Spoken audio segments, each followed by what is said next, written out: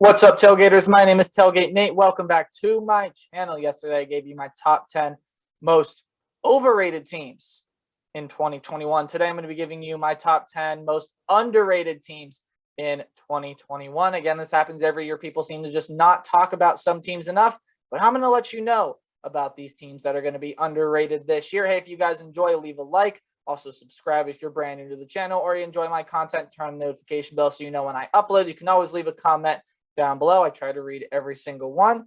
So without further ado, let's go ahead and get into top 10 most underrated teams. Now, these are teams that I feel like either aren't getting talked about enough or aren't getting the credit they deserve, or et cetera, et cetera. You get my point. These are teams that people are just underestimating coming into the season, either not talking about them for one reason or another, or again, they're just not getting the respect that they deserve, like I just said. So let's go ahead and get into this list with number 10 being the Washington Huskies.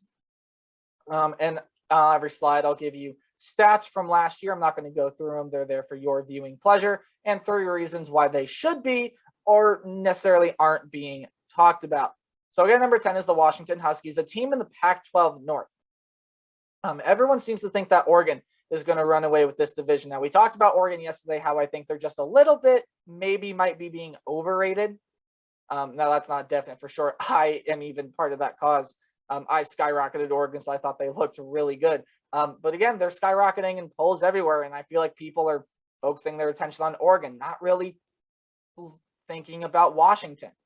Washington is still prevalent in there. In my opinion, they have the best defense in the Pac-12, without a doubt. And that is not being talked about. They have some fantastic linemen, some fantastic linebackers. The secondary could use a little work, but other than that, I mean, the defense could be the best in the Pac-12 this year. And 2021's number 1 pocket passer, Sam Hard, is now in town. Washington lost Jacob Serban, Ethan Garbers, both to the transfer portal. Now they brought one in from Colorado State and Patrick O'Brien. Don't really know if he's going to start. Sam Hard will be competing for that, and he is an excellent talent. Washington was able to nab him. If he starts and he performs really well, this Washington team can be a threat. And are they going to compete for a playoff spot? Well, maybe. Everything, in my opinion, would have to go right.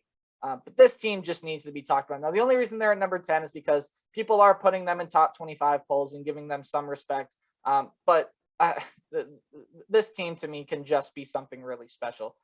As with the team at number 9, another Pac-12 team, but except this one is in the Pac-12 South. It's the Arizona State Sun Devils. Again, they're starting to get into top 25 polls. My poll included in there over Washington, but I feel like they're just a little more less talked about just because they've come on the scene as of late. They're a very much experienced team. They lost some close games last year. Again, they lost to USC by 1. They lost to UCLA by a touchdown. And then they beat Oregon State they beat Arizona 70-7, and then they beat Oregon State 46-33. It was somewhere around there. But the 70-7 is crazy. Part of the reason they were scoring 40 points a game last year, again, 4 games doesn't mean much, but when you go back and look at 2019, Herm Edwards had it going. This team can contend for a Pac-12 title. Jaden Daniels can contend for the Heisman as well. He's going to be a Heisman contender, at least is in my mind. But everyone's talking about USC, and we talked about this yesterday, where people are counting out everyone else in the Pac-12 South. And I already mentioned that they lost only by 1 last year. This Arizona State team can pull off something special in 2021. Again, Herm Edwards knows what he's doing. He's gone in and pulled off big upsets. Did it twice to Michigan State. Did it in 2019 to Oregon. That was a huge upset. And if they can just get some holes filled and things figured out, Arizona State's going to be really good this year.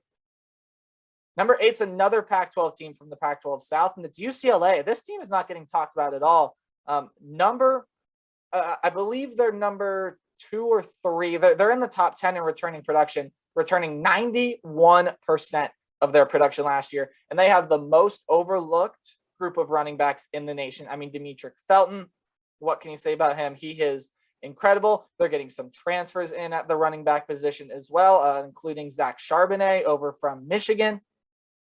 UCLA is loaded.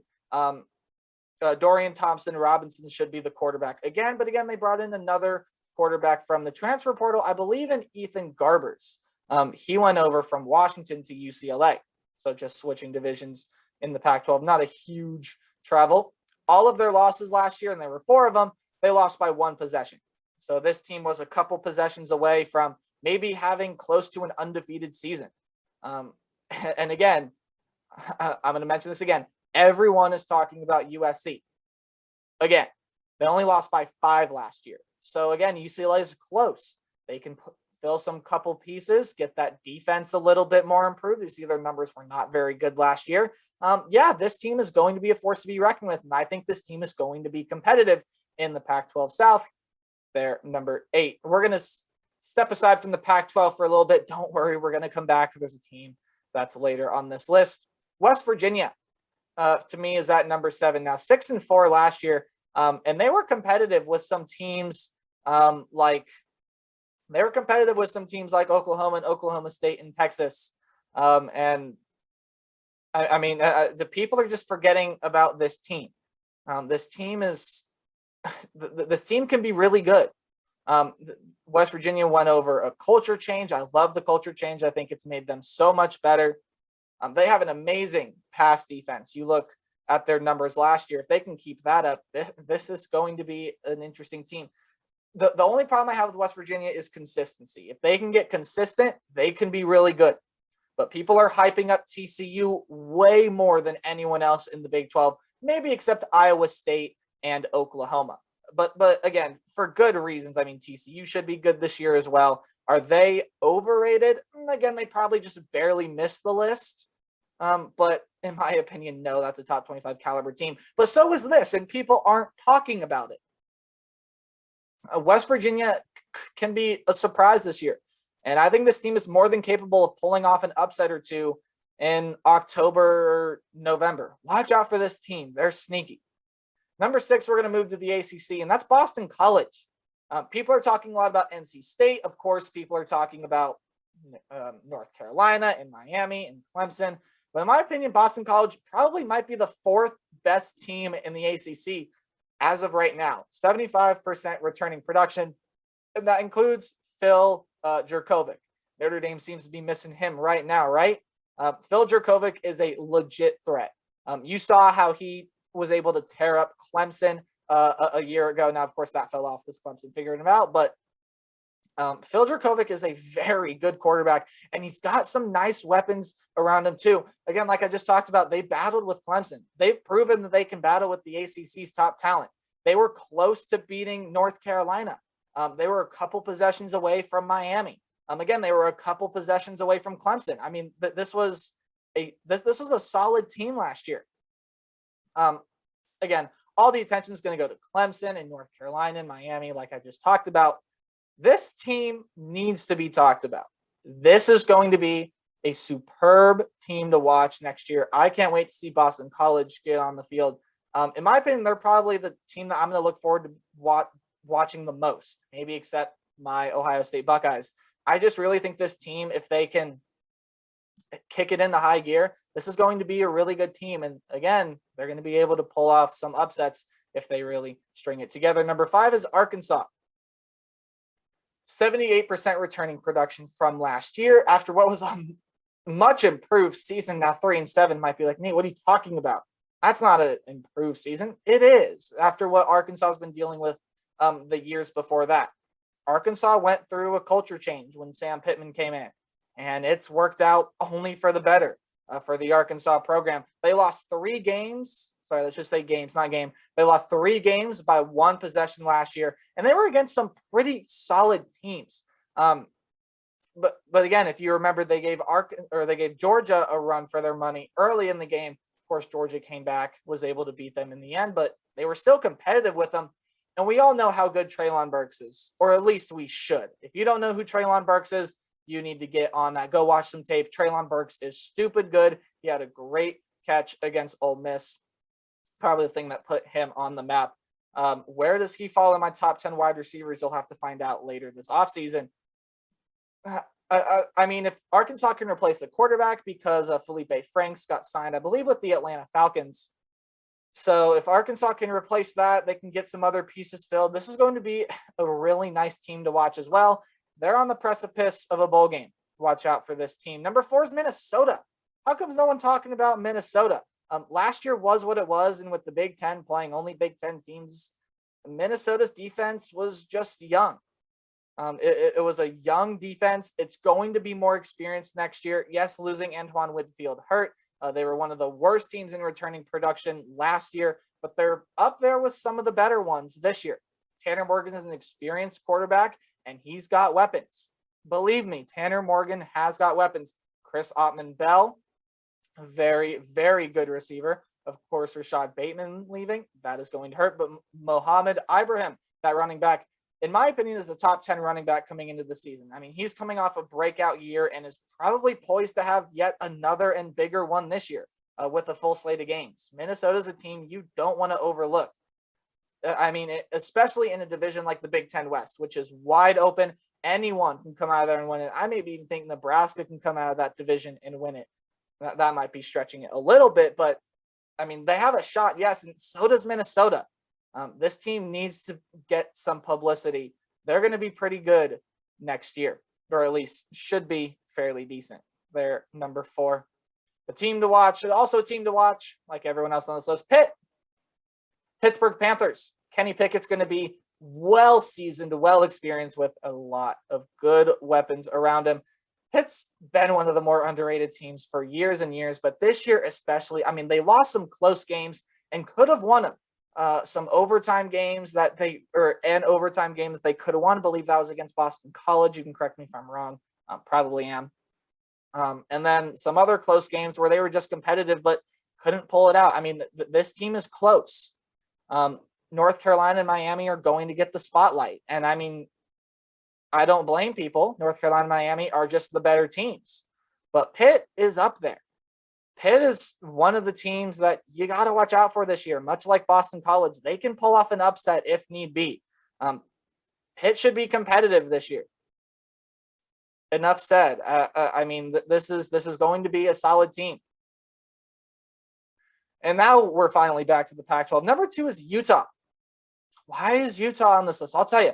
Charlie Brewer is a really good transfer pickup. We all remember the season that he had in 2019 with the Baylor Bears. If he can have another season like that at Utah, imagine what this Utah team can be, especially with the weapons around him, especially at tight end by the name of Brant Kuithe. Running backs, they might have to get that figured out. Of course, they lost Ty Jordan tragically. That was horrible. I mean, I have nothing bad should ever be said about Ty Jordan from here on out. I mean, that kid should not have passed that young. I'll be talking about it this offseason as well. You probably already know about it. Segueing on from that, though, the defense for Utah should be fantastic. This was a really solid defense last year. And I mean, I believe they lost their first 2 games, but came out and won their last 3 and won them well. And for the third time, everyone is talking about USC. Now, Utah did lose by 16 last year, but they were still competitive in that game. Utah has some of the most underrated talent in my mind. Again, I just mentioned Brant Kuithe. They also have a linebacker who I can't remember the name of right now, but is still really good. Easily could have a 100 tackle season this year. Utah's going to be a team to watch out for. And in my opinion, it's probably the team USC's got to watch out for the most. As Utah's always been a team that's been competitive, they're going to be this year. But without a doubt, without any question in my mind, the number 1 most underrated team, it's the Kentucky Wildcats.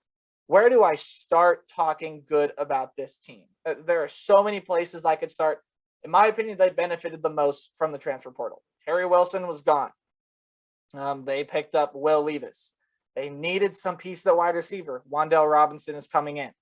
And they already have good guys at running back. Chris Rodriguez is very good.